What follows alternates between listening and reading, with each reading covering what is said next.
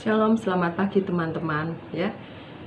Sukacita karena apa? Pandemi di Jakarta sudah turun. Nah, kita berharap kita bisa bertatap muka ya. Haleluya. Kita akan berdoa sebelum kita merenungkan firman Tuhan.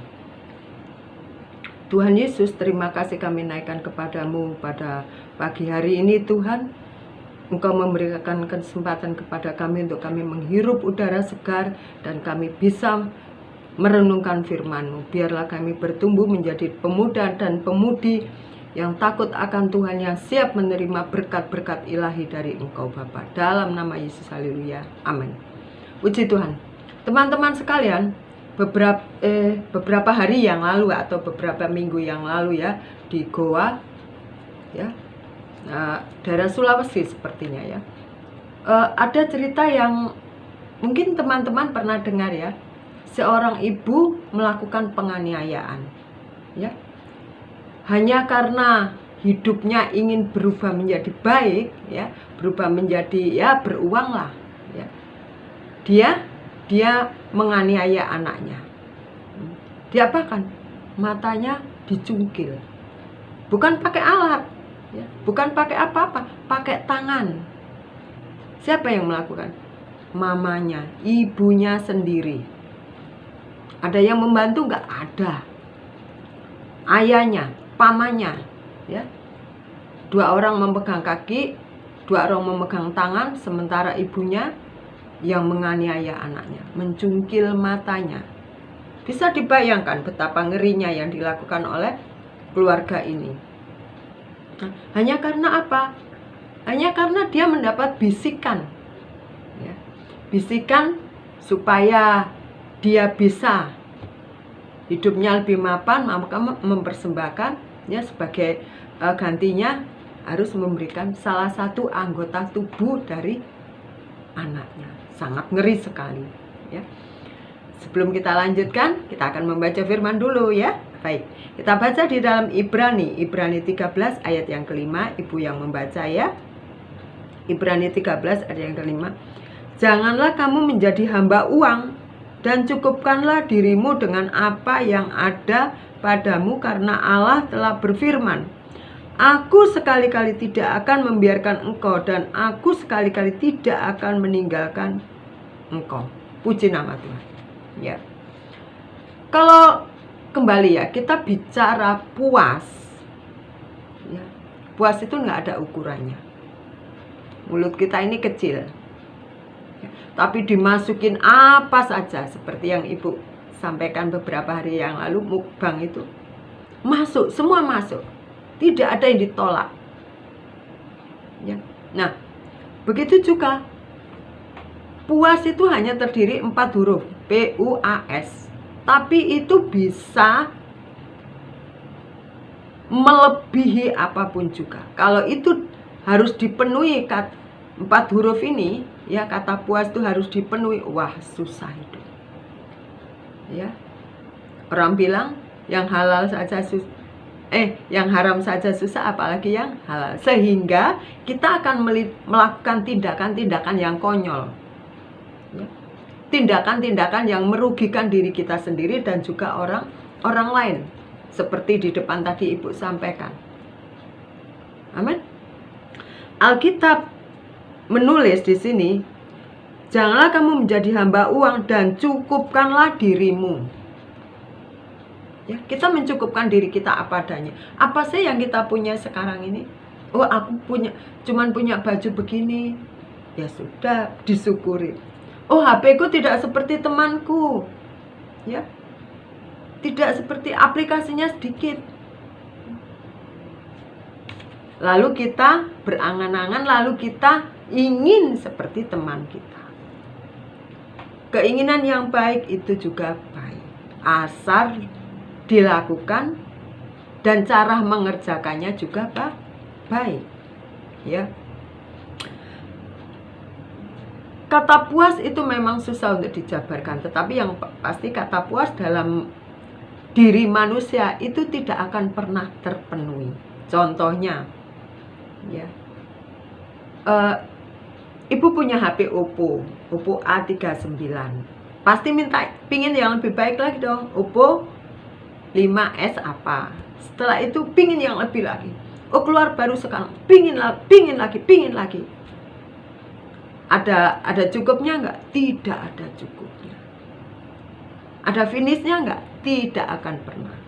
Karena kita tidak pernah merasa puas. Alkitab mengatakan di sini, jangan kamu menjadi uang, hamba uang. Hamba uang itu apa sih? Hamba itu budak. Ya, hamba itu harus manut, harus nurut sama tuannya.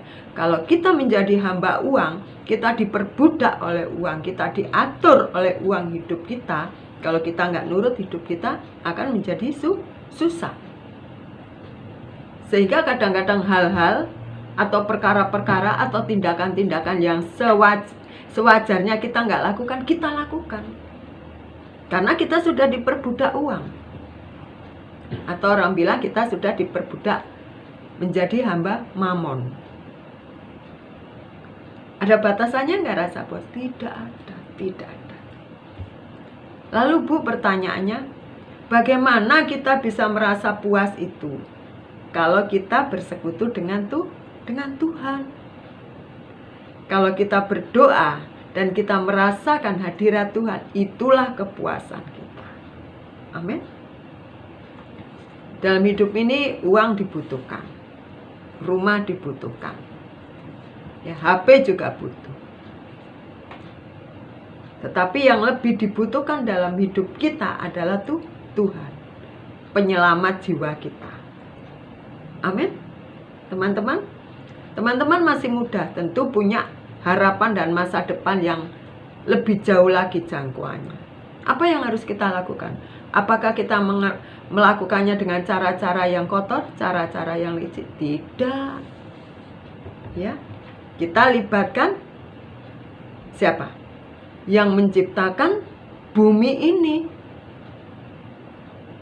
Kita libatkan Dia yang menciptakan kita, yang memberi nafas kita, yang mengatur hidup kita. Supaya kita tidak diperbudak oleh uang. Ataupun kita bisa mencukupkan diri kita dengan apa yang sudah kita miliki saat ini. Amin. Ada satu, minta dua. Ada dua, minta tiga. Benar?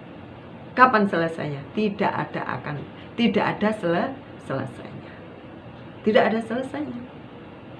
Selesainya kalau kita sudah finish, hidup kita sudah finish, itu selesai. Nah, jangan sampai hal itu terjadi, penyesalan di kemudian hari. Oleh karena itu, mari kita bersama-sama, ya. Jangan sampai kita memilih jalan yang salah seperti keluarga di Goa ini di Sulawesi.